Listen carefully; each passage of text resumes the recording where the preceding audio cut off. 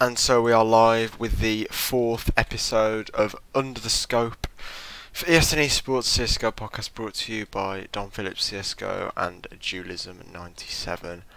How you doing? Pretty good, because I don't have any NA tears to drink left over from before. How? I'm pretty, pretty good. I mean, no. So the elephant in the room we're going to start with is obviously the EPL Season 8 finals. So we saw Liquid stomp Navi and Mibber in the quarter and semi-finals. Just the final. Don't really know what happened. Nothing happened in my. But they haven't played the final yet. They haven't played. Nothing happened is possibly the best description of Team Liquid's playing I've ever heard. So I'm glad you said it. I thought Liquid put their best showing yet against the Astralis. That's not really saying much when the previous times they got absolutely curb stomped, though. I think the Season 7 finals was pretty close. I think we won Dust 2 and lost a couple of maps, lost Nuke 16-12 or something, which for us is close, you know. So, but let's start on the fun topic of Liquid improving against Mibra and Navi. Did you watch any of the games? I did watch a few of them. I only watched half the final because I was at work. Fair enough. I watched, I didn't watch the final because, you know, there's just no point, is there? But I made sure to get myself down for the quarterfinals and semi-finals, Mibber and Navi, especially after Navi. Like we played really well. Naf was absolute. Like every single kill he had was like a round-changing kill. Yet he had so many of them. Like it's actually pretty mental, to be honest. I think he was very impactful. Then he saw like a lead stepped up a bit, which is so glad to see because I think the guy's a class player, and like he hasn't really had the best time recently, shall we say. He sort of had a bit of an underperforming spree. That being said, he's in a team with Twisted Naf. Like he's not going to be able to play first fiddle. He's going to have to play second or third fiddle. So Although he's been consistent, though. I think at least he's not had any events that I can remember where he's like completely like dropped off the face of a cliff or anything. Like I don't think he's had a bad tournament this year, as far as I remember. I mean, yeah, I do think he's fallen off recently, but maybe that's just because Naf and Twist have like overshadowed him. Yeah, I think because, like I say, could you name a tournament where Elige didn't at least perform? Fair enough, he's not putting up like peak Naf or Twist's numbers, but he's never had a tournament where you've gone, oh god, kick Elige, like wow, that was bad. I mean, I don't think cutting Elige is the right idea. I mean, there was one tournament he had that was like an anomaly where I just thought eek, and then I think he bounced back from it. I'm just getting on our good old friend HLTV now. Jonathan Elige Jablanowski. I'm sure he had one tournament where it was like slightly worse than the rest. I mean, there was Katowice and ECS were his two lowest tournaments, but they're both 0.9s. It's not like a huge. But I mean, you see, you had like a couple of 1.06s though and 1.07s around it. Then again, Epicenter. 1.04 back at the Prem. We know this is dating back, but look, we saw 1.24 at Malta. We saw 1.19 at the ESL Pro League Season 8 finals, and at the finals, he was sort of hang on, let me try and remember how you work HLTV because I do have trouble with that. Right, it's this. He was the pretty sure he was the highest. Why is it not showing NAF on it? I'm really confused right now. You know.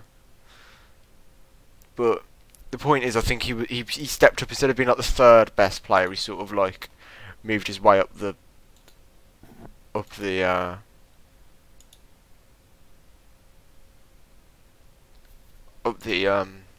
scoreboard a bit. I can't think of words. I'm having a good one. So Astralis win the Intel Grand Slam. Thoughts?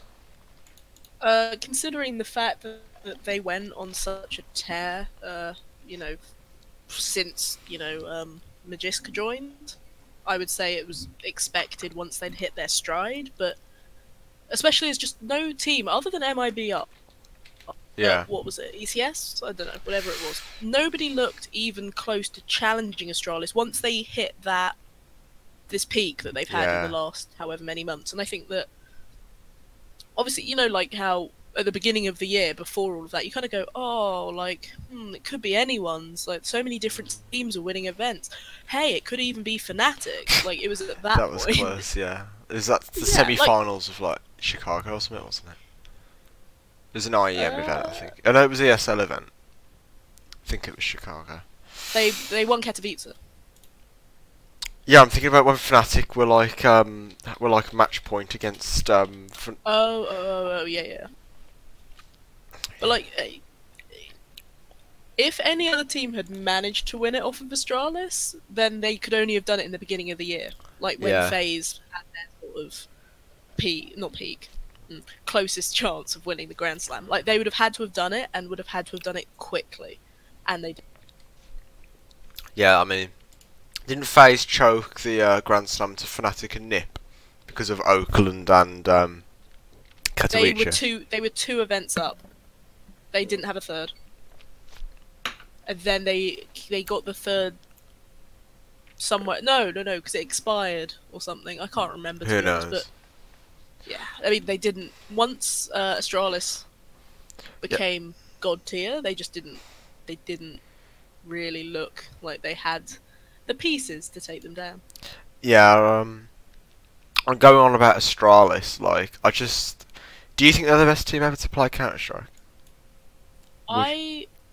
If they manage to keep this form up for the next year, or at least a good portion of next year, then I would lean towards it, because I think it was MIBR in their Blast interview, they got asked the same thing, and I think it's Fallen said, but CSGO is still going, so to say, oh, they're the best team ever, they would need to be able to do it for 2 years at the top and to have the same level of dominance for it to be okay, like, this is an undisputed best team that we've had in CSGO so far. I mean, yeah, they definitely need to like keep it up a bit, don't they? Like, they've had, I think Marseille was February 2018 or March 2018.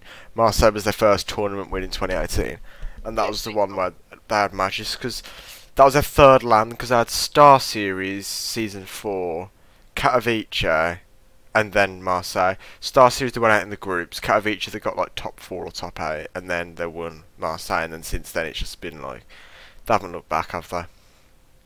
No, and I think that I would agree with the fact that if halfway through next year, not even to the end of next year, but if halfway through next year, if they are still the heavy favourites by the time the ESL 1 Cologne comes around, then I would say that yeah, perhaps they are the best team, because that length of dominance is all like that is extraordinary if they manage to pull that off.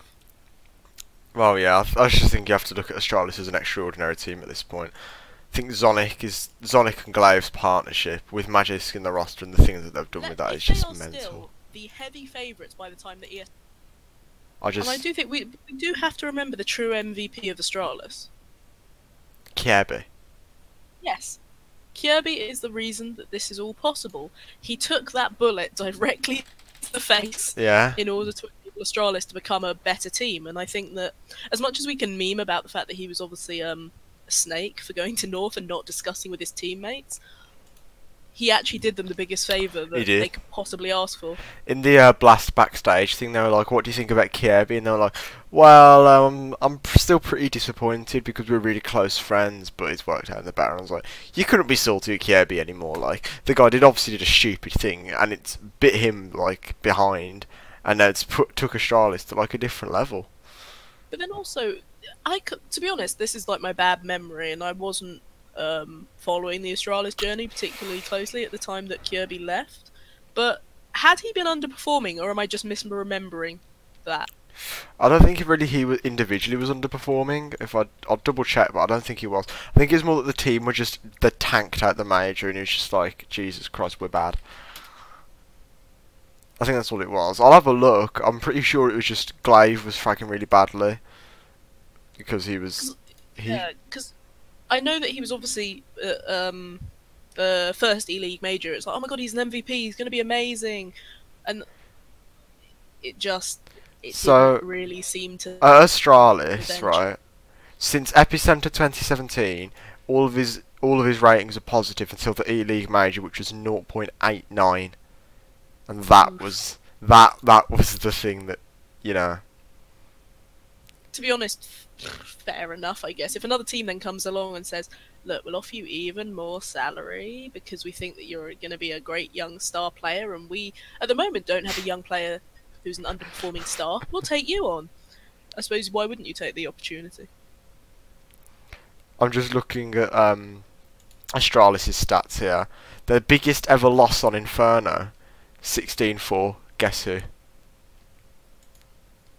Go on, enlighten us. G2.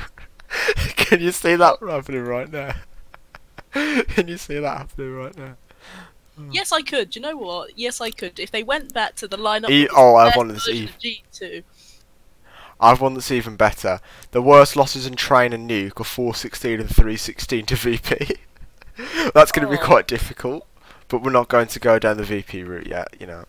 Look, VP, much respect and much love for these legends of the game.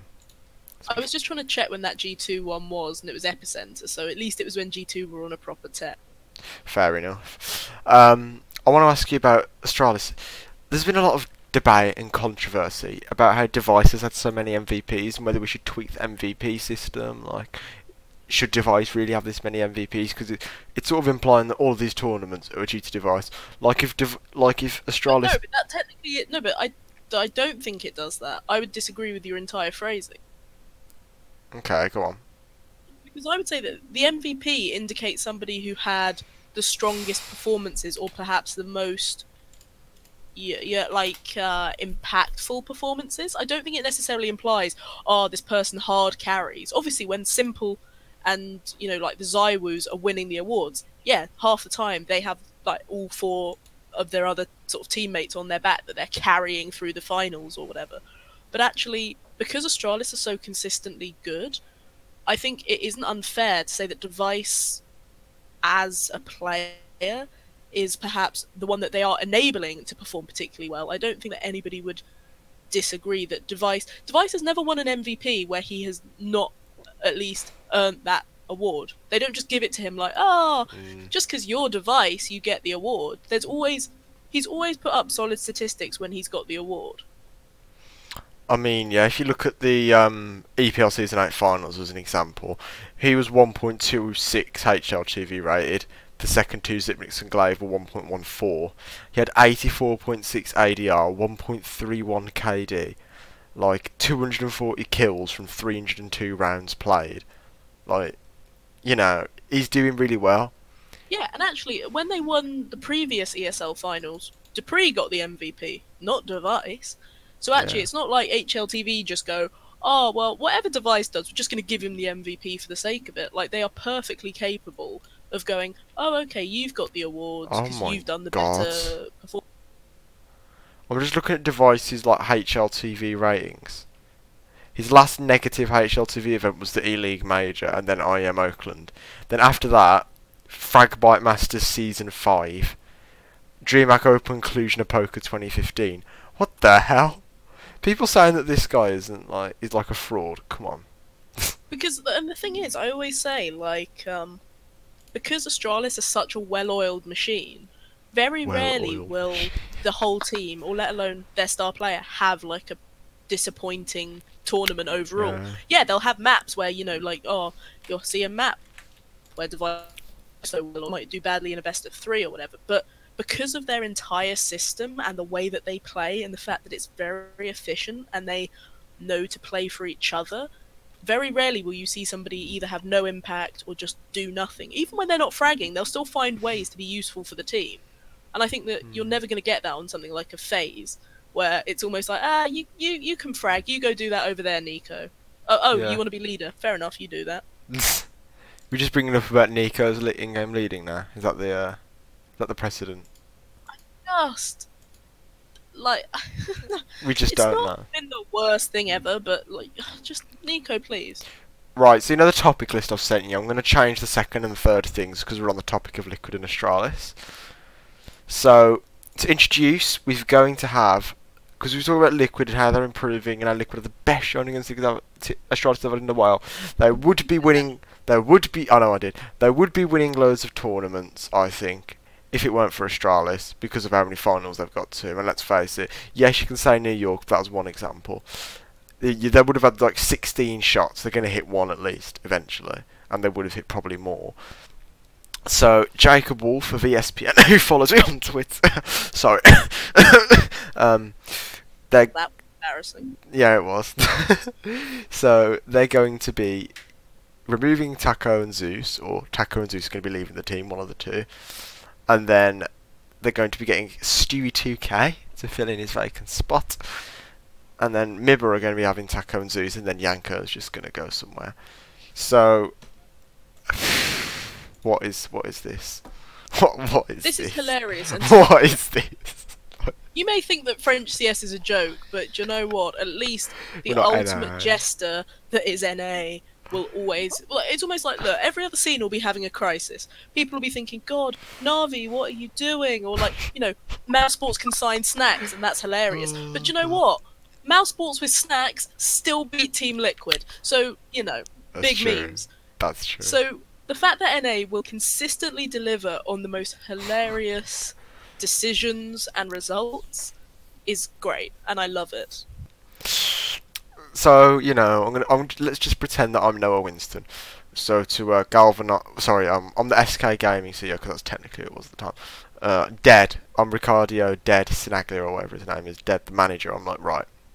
I'm going to add Stewie to SK. I'm going to replace Taco. Fallen's like, why would you do that? Taco's a very good support development. He's like, listen, Taco's been underperforming recently. It's time to go. He's like, Fallen's like, all right. So why do you want to get Stewie though?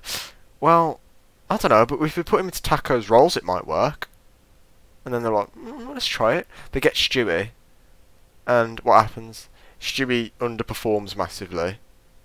He clearly is hard on himself, and the team makes no traction pretty much internationally. There's a couple of like that Zotac Cup Masters if you count that, but in the grand scheme of things, bar a couple of decent showings against Astralis, they're not really consistently showing their quality. So now let's switch Team Liquid. Oh, we're really improving, we're playing the best we've played in a while. Taco a very important element in our team. Let's get rid of him. Who do you want to get to replace him? Well, we could do what SK Gaming / Mibba did. Get Stewie to come in and play a load of Taco's roles. What could possibly go wrong? And then that's before you even mention the fact that the second or third best coach in the world is just going back. Like, they must have chose to do this. There's no way that Liquid sanctioned this. I'm sorry. Joker Steve, you're better than this. You did not sanction this. Thing is, we don't know what Stewie's gonna, in theory, do on this team.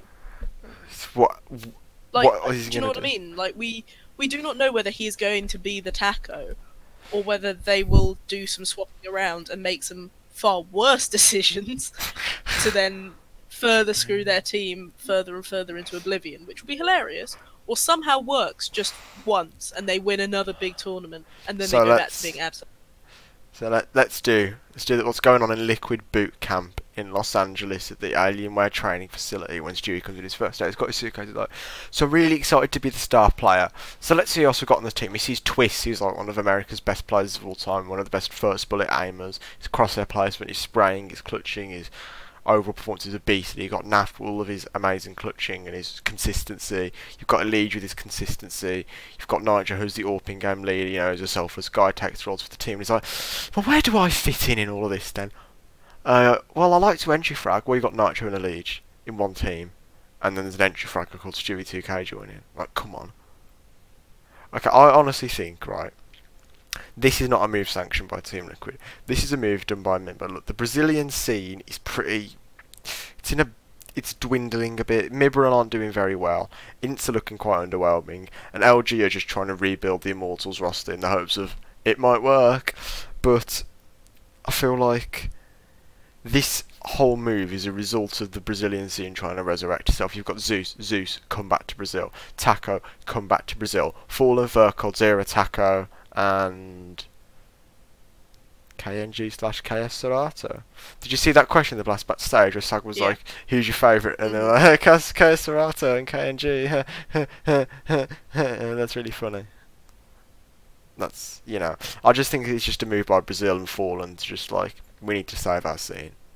That to me doesn't ring true though, because if you think that Team Liquid are a ridiculously strong and well-established organisation with perhaps some of the most experience and the most breadth and depth in esports, would just go, oh, because these guys want a player, we're just going to give them away when we're in the best form of our lives and would be the #1 team without the sort of Danish team. I don't think that they would just go, that's fine, yeah, we'll just do this trade, because actually it makes zero sense. It's got to be a buyout clause. It sounds like, maybe, but the fact that you're like, oh, well, it's the Brazilians flexing their sort of thing. Simple and Flamey were on a plane to Brazil, and Na'Vi could still rope them back in very, very quickly to make sure that that move didn't happen. And I think that to assume that Team Liquid were just powerless and that somehow Fallen and the Brazilian Mafia managed to walk in and take them, I just think, I just think Liquid are trying. Right, what I'm saying is, this isn't Liquid going to Mibba, can we have Stewie 2K for Taco? I'm saying this is Mibba going to Liquid, can we have Taco for Stewie 2K? And Liquid, and then Taco and Zeus, obviously as well, but then Zeus and Taco going up to like Joker Steve and going, look man, we really want to make this move because we want to do it for our country. You know, I want to do this to see my family more in Brazil. I want to play with the people I've played all my life with. What do you think Joker Steve's going to say? Nah, your contract will end for another 2 years. Because then that'd be scummy. It's just not. It's not very respectful. It's not very polite. You know, you respect a player's wishes if they want to go. You can't just say, oh, I'm locking you in contract hell, because then you gain bad reps and players don't want to come to you because you'll literally become contract hell. So I feel like this is a case of Mibba asking for the trade, the players going, yeah, we want to do this, and Joker Steve going, alright, I'll be fair, you can have it then. But then why would you, in terms of, yeah, fair enough, Brazil, great, you can become Brazil, but the organisation has shown it doesn't give a shit about Brazil. They will bring in 2 NA players. They'll go to Serbian coach. An event with... They'll go to an event with 3 Americans and only 2 Brazilians. In a Portuguese-speaking country as well. Like, okay. They will go to a Portuguese event with 3 Americans. They will not care about the fact that they're called Made in Brazil. They will just take whichever players they want on a practically budget Cloud9 levels of, hey, do you want to stand in because you're American? Cool. Letting Tarek and Stewie make that decision. Why, as a Brazilian, would you then go, yeah, no, looks good, even though I'm on the 2nd best team in the world right now, we have far stronger prospects, we've done far better, we've earned more money, every single reason would indicate I'd want to stay at Team Liquid. Why do you want to go to MIBR? MIBR can beg you all you like, but you have very little reason. You've got to understand though that like these players are tight as anything. Kozera and Taco are they're like brothers, you know. These people. Yeah, but they're not shock Smiths. I think that they have a lot more logic and can kind of say, wait a minute. As much as it would be nice to play together, realistically, that team has far less legs than Team Liquid does at the moment, where actually, at least they're making finals on a consistent enough basis. They're starting to win lands. They have the most promising talent in NA who is performing ridiculously well. They have NAF. Why would you then go, actually, I'm going to go to MIBR where, yeah, we had success in the past, but actually I could have far more stability and I know that I won't fall back into the same issues that I had on that team, where eventually I just lose all my confidence and I don't want to play for them. Because Fallen has done some witchcraft. I don't know, like, you can't understand what's going through their heads, so that's the thing. I'm just saying, from what we know from what we know and what we can say, from what we can actually say about saying, instead of getting psychological, we can say, right, Mibba have made this move, they may have triggered a buyout clause. Maybe contracts are up and we just don't know about it, but fact is, Jacob Wolf isn't a liar. So this move is going to happen, it's a matter of time. There's been loads of like bait tweets, yada yada. Taco tweeting the same thing he tweeted before rejoining Liquid. Like, but you say there's no bait tweets, but literally Cloud9 people were getting involved in all the tweets as well. So unless somebody's going back to Cloud9, which nobody seems to have reported on. Yeah, we might be able to assume that like Tarek and stuff will then go back to Cloud9, but actually, we've not. I just think that a lot of stuff, like yeah, as I say, Simple and Flamey being the classic example. They were set to join them. Everything was ready. They had their flights booked. They were ready to go, but things happen. Pimp was meant to return to competitive play a few months ago, but it fell apart. Croman and what's his face were going to make the Norwegian team. It didn't happen. Yeah. So I just think that while, yes, it seems like it is going to happen, until stuff happens and people talk about why things have happened, you have to take it with a pinch of salt and not just naively go, oh, well, this is what it is and this is just it. Yeah. Because the problem is that it's a shallow pool and people know how to make things feel a lot more important or a lot more, how do I put it? Not significant, but you know what I mean? Like, people keep saying, oh, but it's going to come soon. When Immortals were going to buy out SK and put them under the MIBR banner, how long did that take? Yeah. Yeah, we all went, oh, it's coming. But people said, oh, they would happen soon, and that's why Bolts didn't get bought out of his Immortals contract. What? It was like 4 months. True. We have a question from the chat, actually. I know. Ooh. What do we think about KNG joining MIBA? Potentially. I think it's interesting. I think that who is going to be AWPing is going to be also quite an interesting question, because, yeah, Fallen's not been having the impact that he's had, so bringing in another AWPer might alleviate some of that pressure, and you have somebody who can pick it up in a trifle. Is very capable with the AWP. Yeah, I was going to say, is very capable with the AWP, and I don't think that the Brazilians had a particular problem with KNG as well. It was obviously his his attitude that prove that he didn't have a problem. Prove it. But it was he never seemed to clash with the Brazilians, and obviously they said when he went a bit too far, they were like, oh, you shouldn't have said that, and like that's not what you're supposed to be doing. But I don't think any of them had any beef with him, so I think that relationship wise it would work perfectly fine. And I think that someone like Fallen could probably also keep him on a relatively even kilter and not let him go off and do anything too stupid. But I think it's interesting, and I do think that it's something that MIBR could use, because firepower-wise, an upgrade is good for them. But what about you? We've seen it in France. We'll see it in Brazil. Having two AWPers on one team is not good. No good. No good. You're going to kill KNGV's individual career. Yes, you're giving Fallen some relief, but you're also giving him doubts over his roles. He could be sitting there like, right, what if I have a bad game now? The team might say, alright, KNG, pick it up now, because he's better than you, Fallen. That's going to knock his confidence. We've already seen how roles work in bloody MIBR when Coles took the IGL in and all that, and you're like, come on. Having role shake-ups is not what MIBR needs. MIBR does need to return to Brazilian core. It does need to sort itself out. It does need to have Zeus behind them again. It needs to go back to what made them good, because they eventually all fell apart, and if they reunite, that is a team that, if it hits its peak, will challenge Astralis. And I think that KNG is a very good player, but I don't think this is the move for him. I think they need to get KS Serato. He's that lurker that they need. He's that, he's unproven talent. And if he is as good as like people like Zywu and Doc, I'm sure he's obviously not, because Zywu is literally insane. But if he is really the Brazilian equivalent of these two players, then MIBR definitely should give him a chance, because he fits the roles better. That's my opinion on MIBR getting KNG. It needs to be KS Serato, and if they want the best chance of success, yes, they do need to get Taco in for Tarek. I just don't want them to do it, because I'm a Liquid fan, and I don't really want to see very many roster changes. You're a Team Liquid fan, though. You're used to constant disappointment, so I'm not really sure why this is effective. That's true. Like, I got to watch Malta. I watched most of that. That counts, right? Oh, do you know what's lovely? False hope. It was so nice on the stage, because one of the presenters didn't know that, like, what they were supposed to say. She was like, so what's going on with the next Supernova event? And the guy gave her like a look, and he was like, Who's excited for the final? It was really awkward. So, going back to the slightly more sensible, slightly in inverted commas, slightly more sensible region of EU, we have Waterfalls, formerly of, what's it called? Quantum Bellator Fire and Windstrike. And then CIS, not EU. CIS, yeah, but I'm going back into EU now.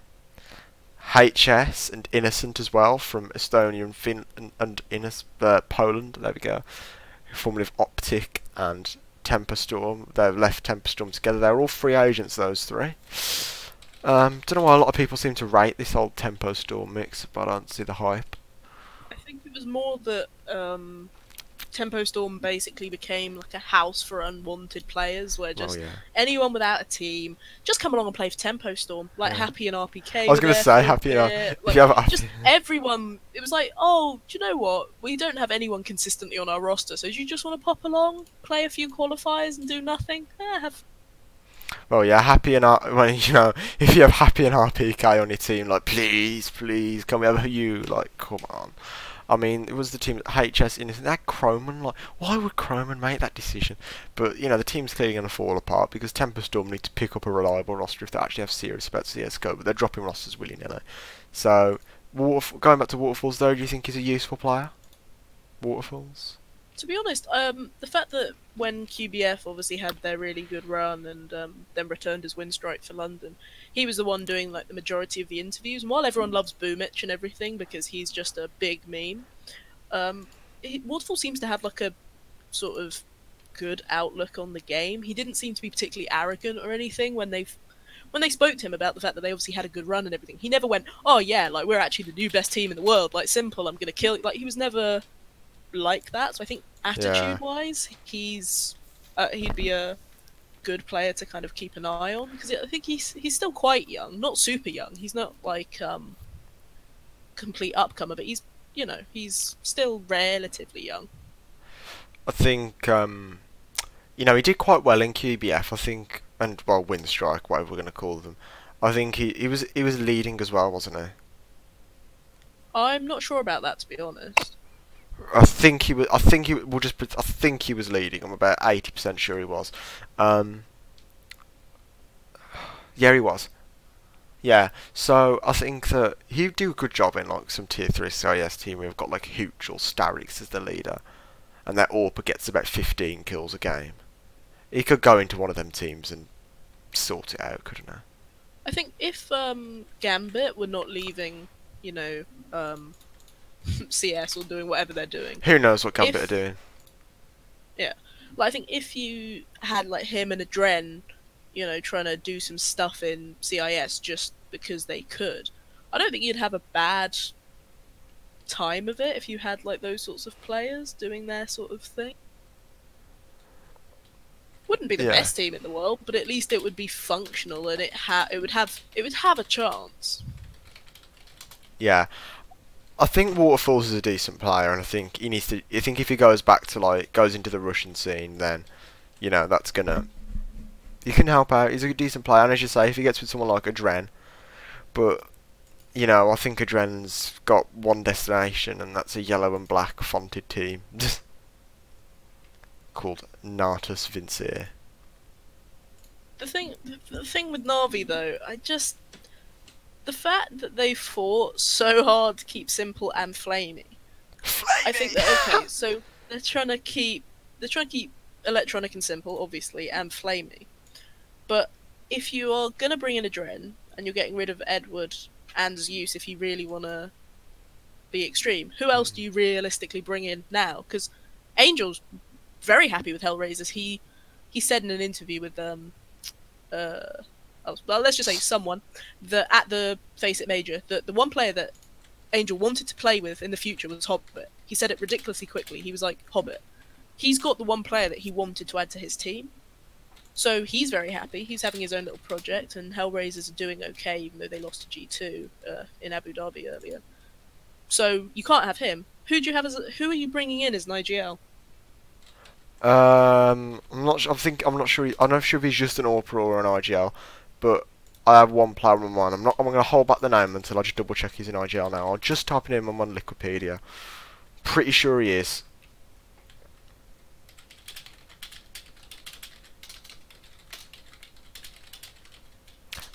He is an in-game leader, and his name is James from Avangar.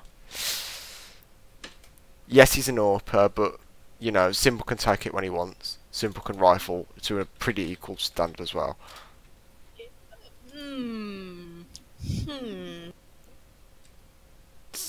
I think Simple's like a god tier rifler.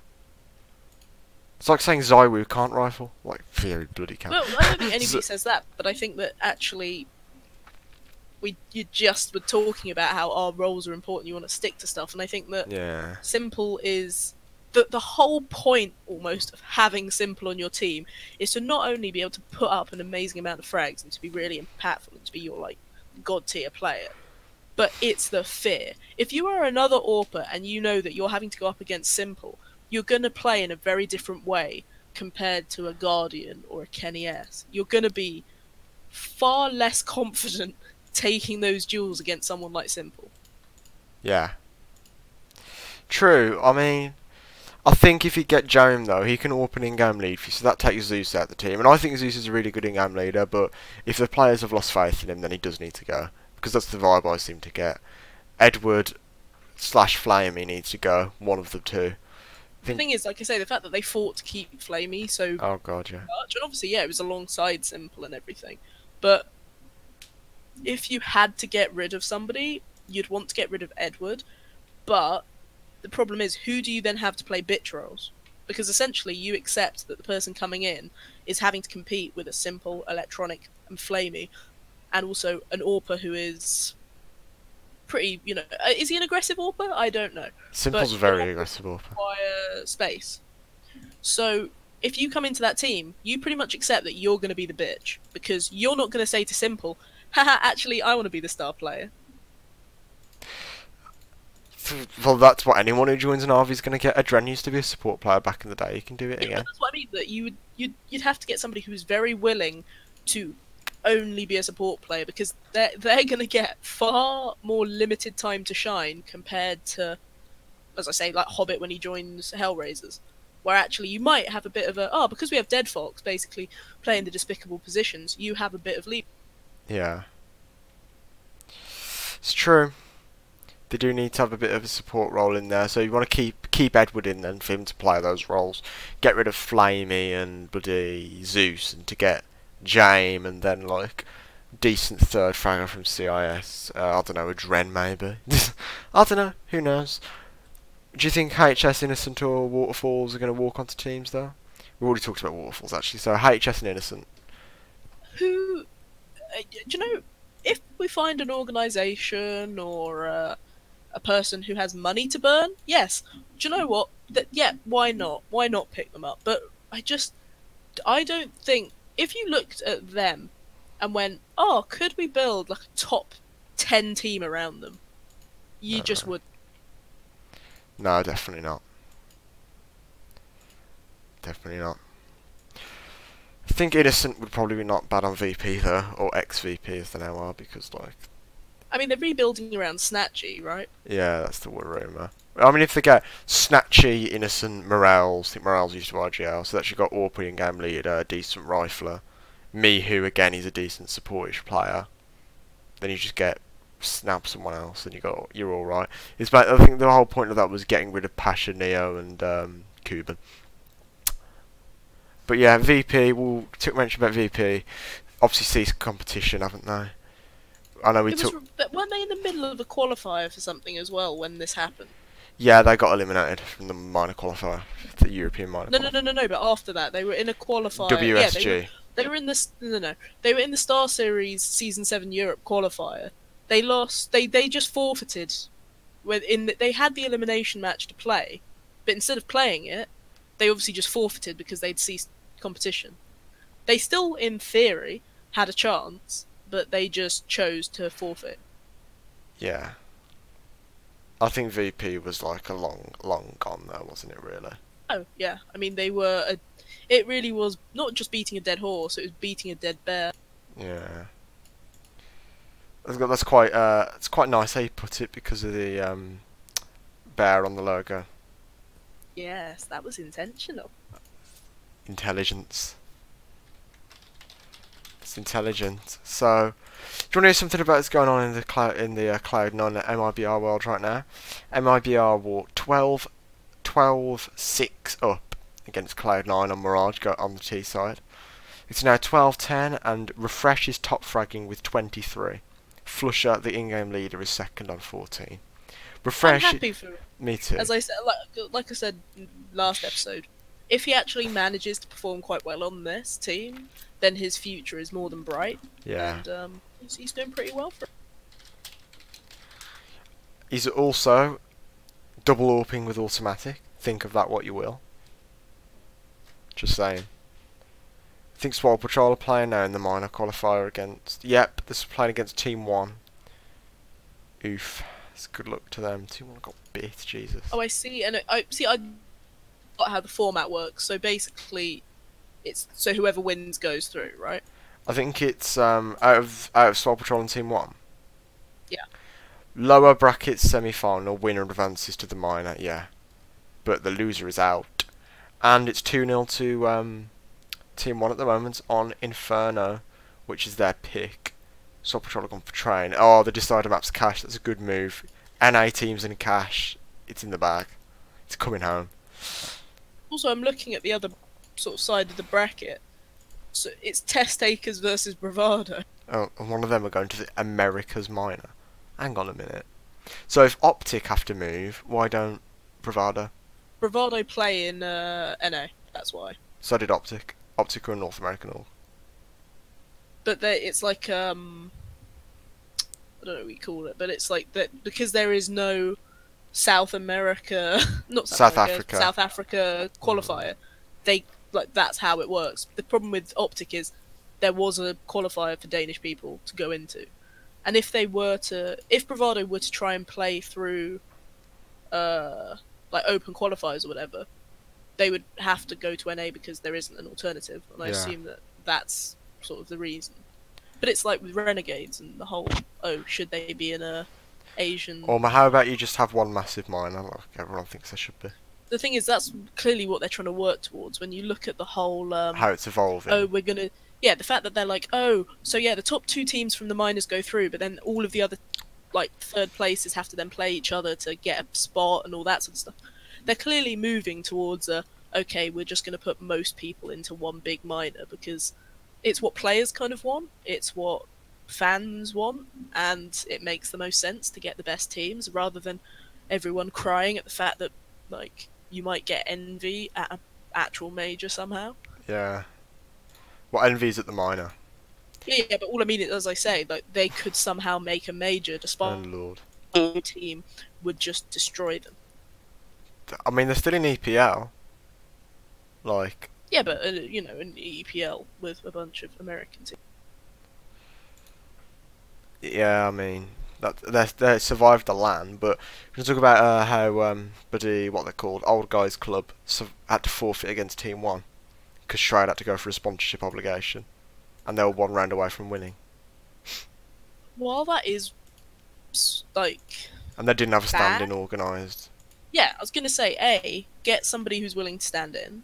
B, they also kept saying how, this is just for fun, like, we're just playing, like... But so, and okay, fair enough. Yeah, you want to see how far you can get. That's great. But actually, you took away the chances of other teams in order to have It's your the same with Mythic. fun. I don't like it. But, no, but at least with Mythic, I think if they then qualified, they would then try. Do you know what I mean? Like, I don't think that Mythic would ever say, "Oh, just because we're a stream team, like we can't be bothered." It's not fair for like a load of 35-year-old ex-Premier League players to walk into the National League or whatever in football and say, we're gonna play here now." You know, or like the Sunday League and say, we're gonna play here now and just beat you all 10-0 every week. Like, that's just not how it works. Although I suddenly realised, were Mythic the team that dodged WESG? Yeah, Mythic dodged WSG.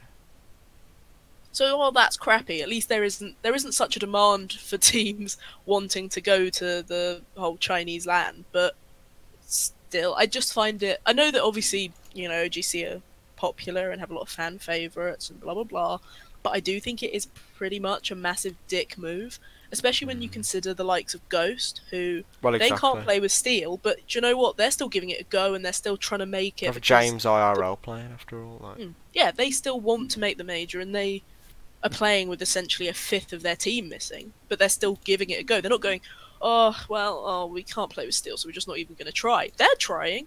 So actually, let teams that have that sort of drive yeah, that competitive do well, kind of because spirit in it. OGC clearly will have put some people into lower brackets by playing initially, right? Yeah, not on it right now, but on it they obviously did. Or they'd all for what you call it, or even in the open qualifiers, you'll have knocked out teams that would have loved to have had the opportunity to compete to go to the minor. And while yes, life's not fair, it still just it rubs me up the wrong way.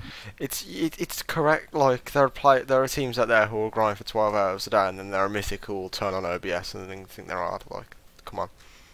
I'm sorry, but sorry OGC whatever, but it's just not right. It's not right. Oh, Astralis for FaZe is shaping up to be a really good game. Do you want another score?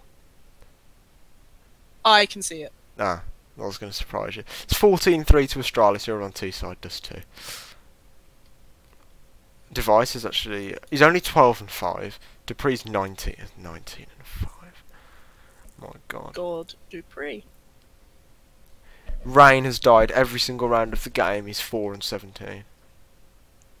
Ouch. Although his ADR is still higher than Guardian. It's true. What do you think about Henny and the whole not signing up to the roster thing?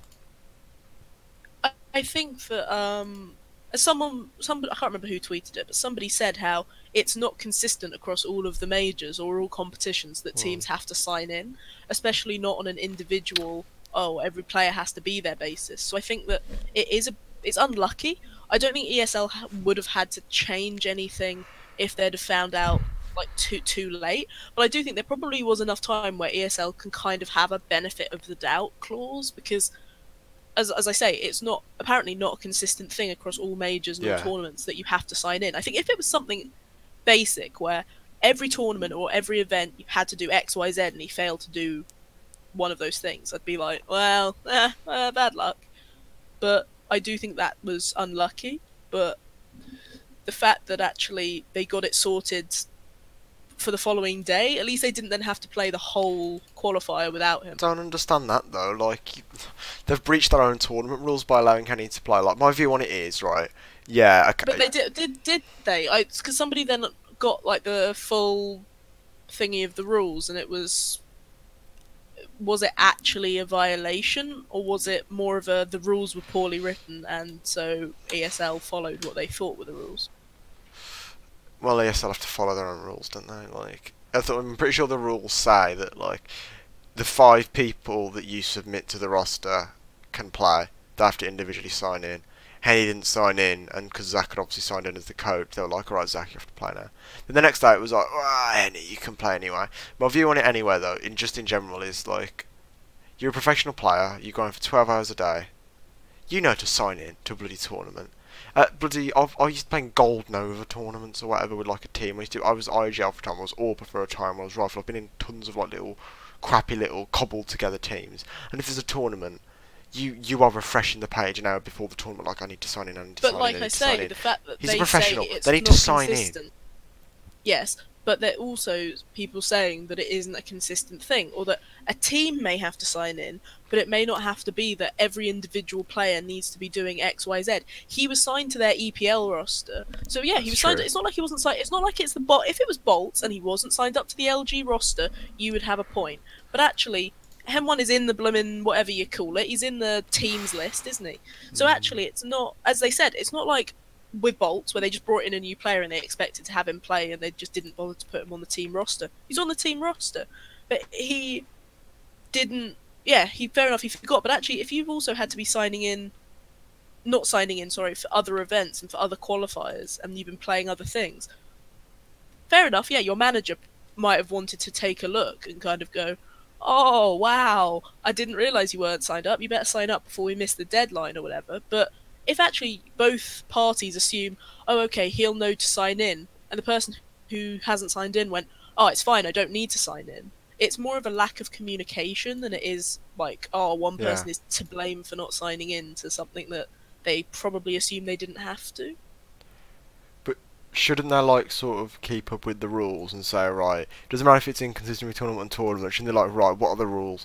Things happen in this all the time where you see where you see players slash teams get screwed over because like, oh, this rule changed between tournaments, oh, it's not fair. Oh. These things happen all the time. So if you're not checking the tournaments, if you're not checking the rules for these kinds of things, then you know, like you should be doing these kinds of things, in my opinion. But then that's like saying, oh, but you didn't read the terms and conditions to that thing that you just signed up for. Didn't you know that they could do all of these things? Yeah, in an ideal world, everybody should be reading all the terms and conditions and checking what they're doing, but most of the time, people will make assumptions, or they won't have time, or they will skip over something because they assume they know what's in it. And I would say, yeah, I don't remember the last time I read the terms and conditions for something, but yeah, of course you're supposed to. And I think, yeah, same for tournament rules. I'm sure players are supposed to sit there and spend their time reading 20 pages that are always the same for pretty much every tournament, except when Face It or whatever decide that they're going to add like a little clause that's, oh, suddenly your players can change teams and all that nonsense. But to expect every player, especially players who, you know, whether the rules are in their language and all that sort of stuff, you're making a lot of assumptions that they would be able to have the ability to then read every single thing and have complete understanding of the rules. When Steele was then even tweeting about the situation, he actually put out the rule and said, Yeah. can somebody with better English just clarify this, because it's also like I don't know for sure. So actually there's a lot of assumptions in that.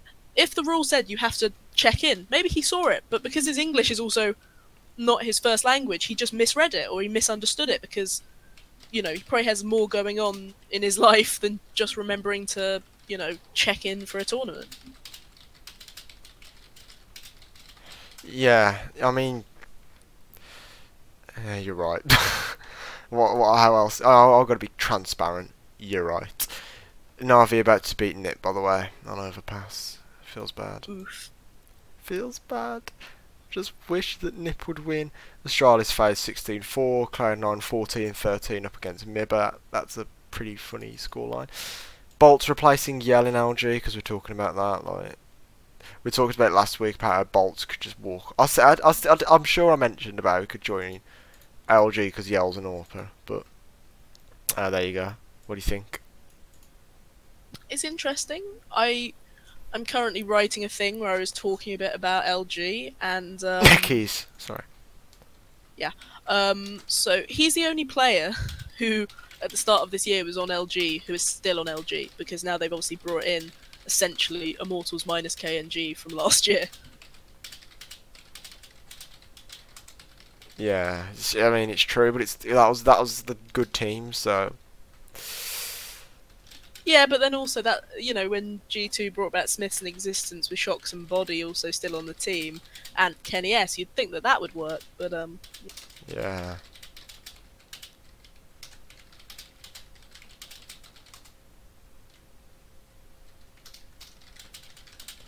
It's true. I think it'll be a good change though. I think Yell could walk into Ints if bloody KNG goes to Mibba. So on our final piece of news for this week, because we talked about Virtus Pro earlier, much respect to them, legends. Hope they achieve their dreams in other walks of life or come back. Who knows? Valens is looking to retire as a coach. This is confirmed by Semphis and confirmed by the people. Valens has had enough of it apparently, and Semphis is considering coaching Cloud9. It's actually on the trial for it. To be honest, if I had had to coach the shit ship that was Cloud9 after the major, yeah, I wouldn't just want to retire. I'd want to commit no living anymore.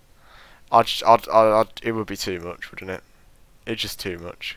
It just the fact that you've just had to sit there and go, yeah, this is fun. I can coach. Oh yeah, I can coach a major winning team. Yeah, I'm pretty good. Oh, you've left. Oh, you've left. Oh, we're bringing in. Oh, okay, Shima. Okay, Flush. Yeah, Golden. Okay, yeah, I can work with the. Oh no, Golden's got problems, so we don't have him anymore. Yeah, I give up. Yeah. Fair enough. I mean, do you think this is going to...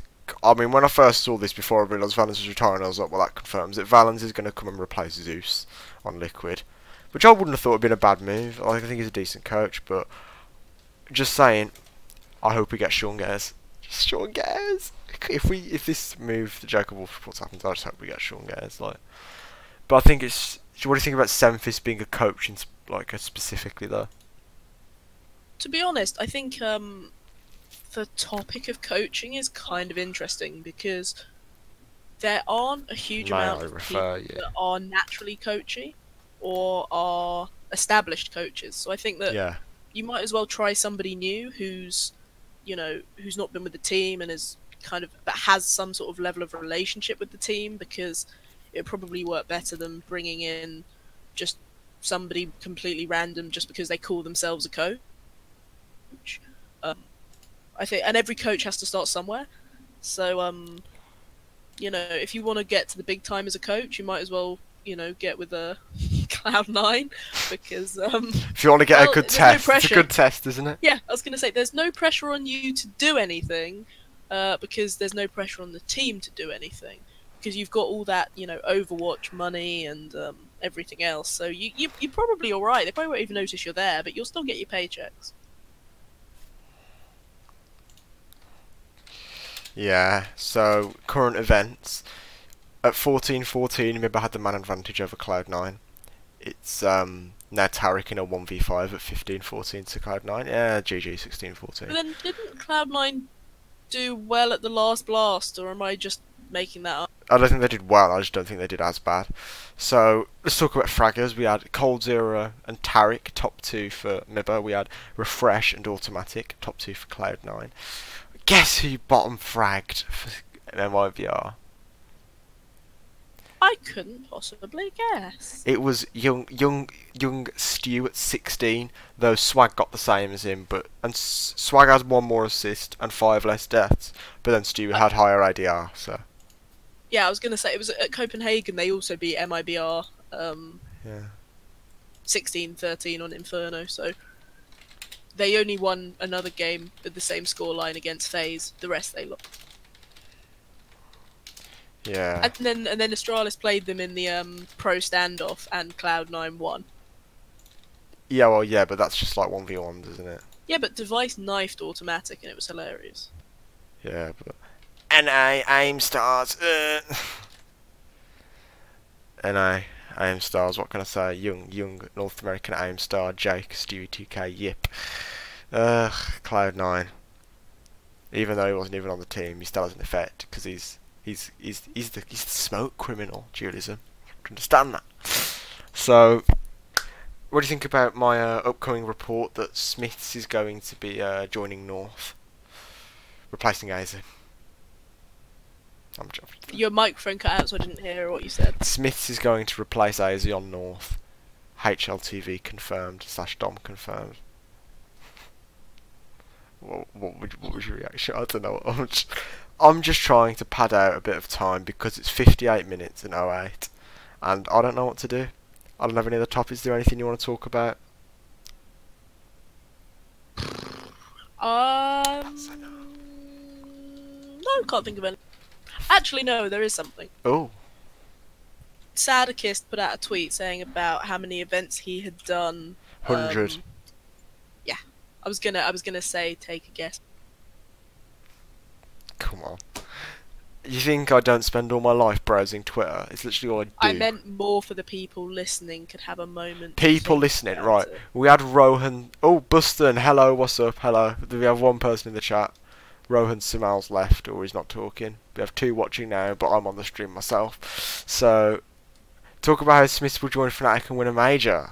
Okay. What do you think about that? To be honest, I wouldn't think that's the worst idea in the world. Smiths winning another major, you know. It's exactly, minus 2 I was going to say. But do you know what? Smiths has a major and Simple doesn't. So let that sink in. Happy like, 2 major, a little simple while. 0 major. I was Just gonna say that the fact that on Navi, the only person with the major is Zeus. oh, imagine getting kicked, going to a lower tier team, winning the major, and then a week after rejoining the team that kicked you, and then still, not having great deals of success. That is literally like beating your wife, leaving her, not mentioning anything, fathering a bastard child elsewhere, and then she comes to you and says, "Do you want to come back into the house?" Like for Navi, that is just disgraceful. They should have been like, "No, you screwed us over and you don't care about us," but blah blah blah. That No, was no, just come very, back, Zeus. We need you. We need you. How did you do that? How did you win a major? What? How? that was a very specific example. Well, What? it's just I was thinking about what the most like disgusting and disgraceful thing somebody could do is, and it's like, yeah, Don't know. I that is mean, it. He's literally like, nah. do you want He's me like, no, to? I'm leaving. This is where, if I was like most other people, I'd passive aggressive comment at someone I don't like. Beef. Nah, I don't do that kind of stuff. Well, I don't really have. Well, you could talk about. Don't know. This is probably going to end up in a hidey hole, so we're not going to go down any rumours of beef. We're going to talk about how good would Liquid have been if Astralis wasn't there. That's a good concept. They would have won. Actually, no, they would have still choked. You sure about that? ESL One New York was beautiful. Look, ESL One New York was one event. Home turf. One event. Turf, One event. Home crowd. No Astralis in sight. Team Liquid's trophy for the taking. Yeah. Oh dear. Right. Are we? I'm going. Do you know what I'm going to do now? I'm going to every single second place I've had. IEM Chicago was Astralis, I think, wasn't it? So if Astralis wasn't great, who would they have had? Let's say Astralis got to the semi-finals in every tournament, right? Astralis, who played... I'm trying to think about this. Hang on. They beat Mouse Sports in the semi-finals, so it would have been Liquid versus Mouse Sports for that tournament. So that would have been another tournament. New York was obviously... We don't talk about it, but... I'm sure that there are other tournaments that Liquid would have won if it wasn't for, like... No way Liquid ain't number one without Astralis. I just played a I'll watch the later. Okay, look, there is no way Liquid aren't number one without Astralis. I mean, I think they have a really solid style, but they're just... I've said it before, they don't have a dominant personality on the roster, I don't think. They don't have someone who is, like, really aggressive, really... I'm going to be, like... Look at someone like, Stewie, like, he was a bit like, he does little things on Twitter, he says little arrogant things in interviews, and you know what, a little bit of that is good because it riles up the team. But like, you have a Legion Nitro in interviews like, yeah, we'll just see what happens, we'll play our best game. Like, the team's so, like, they're mentally out of tune with everything. They need to, like, play with some balls. That's what they need to do, frankly. It's because they're soy boy cucks who need to learn to be alpha males, obviously. No sarcasm. So maybe that's a good thing that Shuey would bring to the team, though. A bit of a good personality. I think that at least for all that he like says or does or whatever, he does have a good work ethic, which I just think. Yeah. Do you know what? I don't mind if people shit talk and don't get results or have like a disappointing game. Or whatever, but exactly. But if they're at least doing the work, I think you can kind of say, well. He went for it. I was going to say, he's trying, so maybe he can lay off the trash talk until he's got results, but actually, he is putting in the hours that should be equaling success. I mean, yeah, I just think that, as I say, Liquid's personalities in general are just really bad, and when even as you say, Stewie's, like, personality isn't always going to give a positive return for him. The fact is, he doesn't care, he's playing against you. He'll take the game to them. I think Liquid sometimes just sit there and wait to be rolled over by Astralis. They're like, come on then. 16-6 on Nuke, let's have it. Like, come on. Show a bit of fight. They never show any fight sometimes. And they need a bit of steel, they need a bit of aggressiveness in that department. And now we're going to talk about PLG Grand Slam. We would talk about it, but there's two technical difficulties and we can't stream any of the matches or discussions. Sorry. Yeah, so we have no idea how anything happened. Like, you know, where Do it's you just need a insane. computer to play this CS:GO? To get the servers running? Do we need to stream the matches? You know these talent? Were we supposed to actually give them like? We got security to keep them out. Like, To be honest, as talent, as much as it's frustrating that you can't do anything, how bloody brilliant you get a paycheck to do absolutely nothing while in Abu Dhabi, so you just get to have a nice little hot holiday for the end of the year. it's true, but you don't get Yeah, you want to be casting, yeah, you want to be doing that, but you're your still getting passion. paid. I mean, PLG is just seeming like a bit of a joke at the moment, isn't it? I mean, I don't think they've streamed any of the matches yet. Did you see No. Samuelson, Fnatic's manager, was typing the match scores in on Twitter like 9-4 T-side Mirage? Yes. We won pistol in a thread, and everyone's like, "Thank you." To be honest, I made a joke about how obviously with Oh, Facebook streaming. Navi might be throwing against Nip. It was 15-8. It's 15-12. Uh oh. Uh oh. Never mind. It's a 2v4. Carry on. I was excited. But... The fact that ESL's Facebook streams are obviously Oh, they're top tier. they leave a lot to be desired. Yeah, I would say we were kind of theorising all the different ways that tournaments could sort of give out updates and do streams or whatever. And we were saying, oh yeah, Snapchat Live, that would be a good one. And I said, or you get every fan into a big WhatsApp group, and you just send each round as a video on WhatsApp into the biggest group chat that you could possibly manage. You make a public And, group chat. yeah, public group chat with all the clips of every single round, just from Or anyone's perspective. No observers, just auto-directed videos of each round. I have a better one. You get a video of the observer's PC and publish it on TikTok. But it has to be on like someone with really shaky hands. Yeah, they're like, on their "Ugh." phone, recording the screen, going. And the observer's someone who's never done it before. He's like, what does this button do? Where does the grenades go? And it's just like a shaky stream of someone showing like Astralis pushing T ramp, and then it cuts to the T that's over in B apps who's doing the taco jump, and you're like, I want to see the execute. That I'm already Tracer song in the background as well. Otherwise, it's not an authentic TikTok. Then it just goes, DA got that dough. And actually, you then That is the have guy washing the hands. then actually you can save money on sending casters to events because you just have them reacting to the TikTok together, so they can do Yeah. the casting as the TikTok play. Do you know what? I think that's a business idea. When are we going to start up our own tournament organiser? I think right now, I think this is that great it's going to fun. be The I think that would be the best tournament because you know what? We'd still have more streams than the this tournament, so it's fine.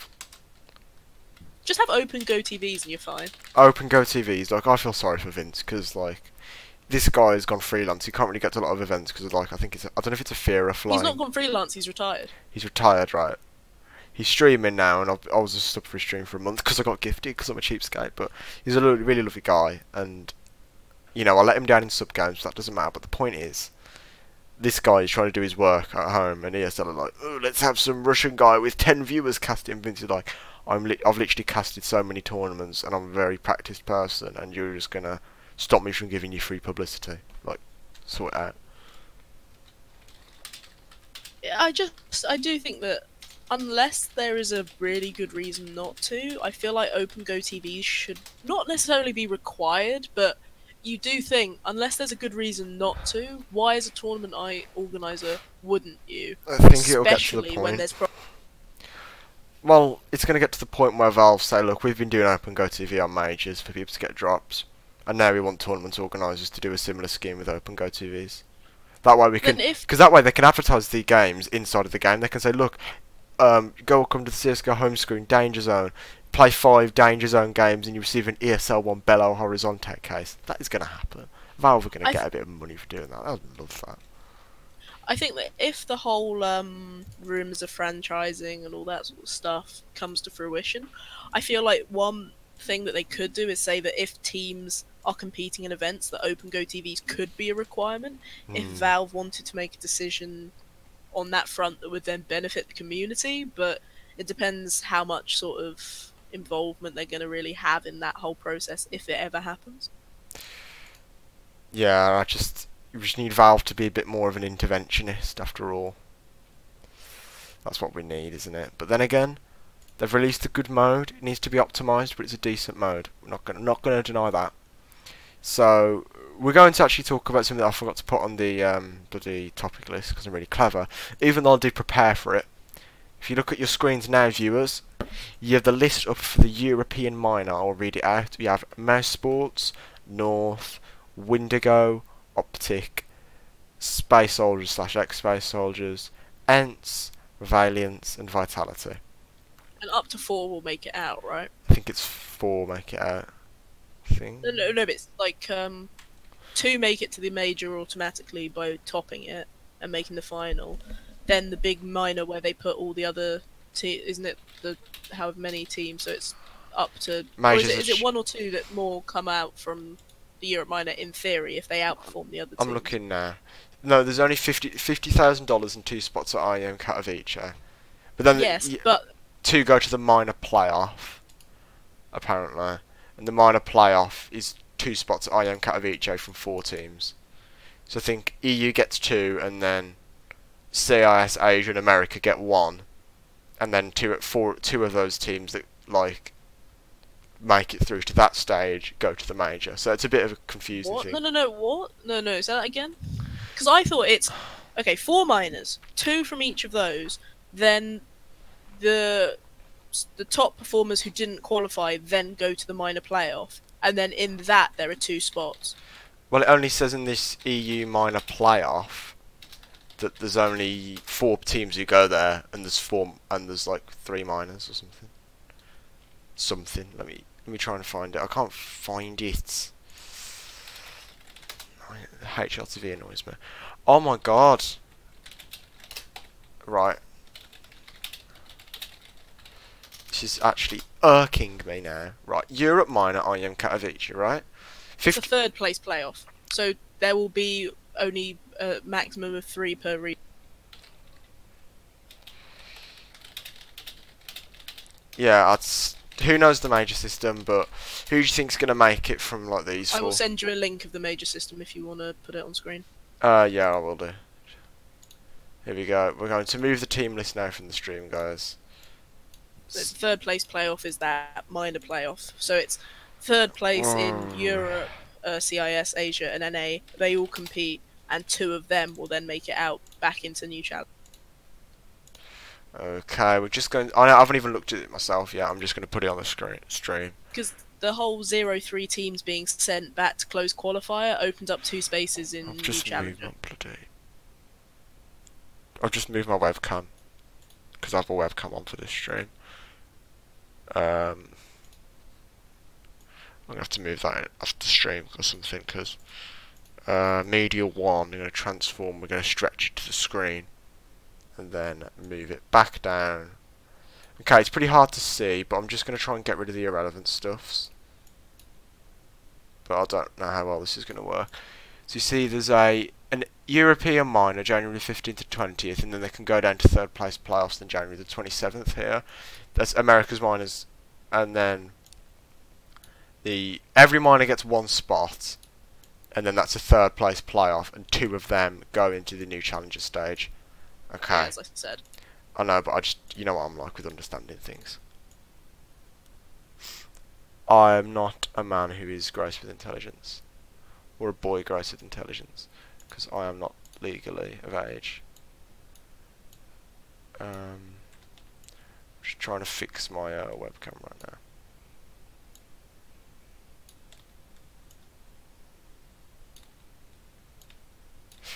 Why has it done that? It's just moved on itself. Carry on talking though. So about the major, who do you think's actually going to make it through? Wait, as in to the actual, as in from EU? Yeah, from EU. See, you'd assume Mousesports because of the fact that they're back to, a proper roster and everything. And you'd want Optic or North because you kind of assume that both of them have kind of underperformed, to put it mildly, and I feel like they need to have like a big showing, and the fact that this is the best opportunity to do so in a I say easy lineup, but compared to some other tournaments that can happen, it's not the hardest set of teams to beat for them. Like, I think a lot of teams that have given them trouble aren't necessarily there. Yeah. So you'd want one of them to make it, but my heart says Ents will do it. Okay, so how many people is it that go through from this minor? Not... 2, but a potential third Okay. place in the other So one. picking 2, you've got to go straight for Vitality. I really trust them because they have Zyra. And then Optic have just looked poor. Can't pick them. Got to be Mouse Sports. Mouse Sports and Vitality to make it through. And then if there's a Why third, Vitality? because they have Zyra.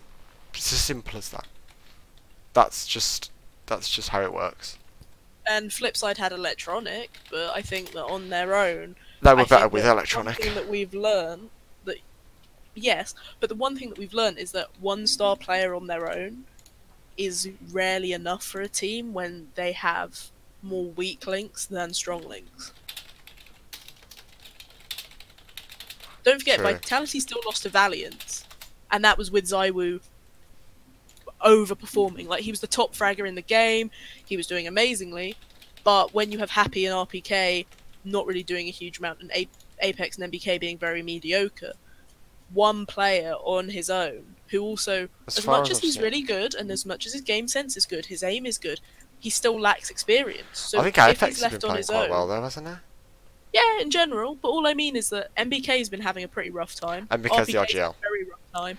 RPK is... That's like a very up and down thing as well. So actually, I think it's we've subjective. seen Vitality's weakness because of the fact that they have to rely Yeah. on Zywoo to do everything, because you have 3 people who are very hit and miss, and Hit like or 2 of miss. them, they are pretty much very much missing most of the time. Like, it's not...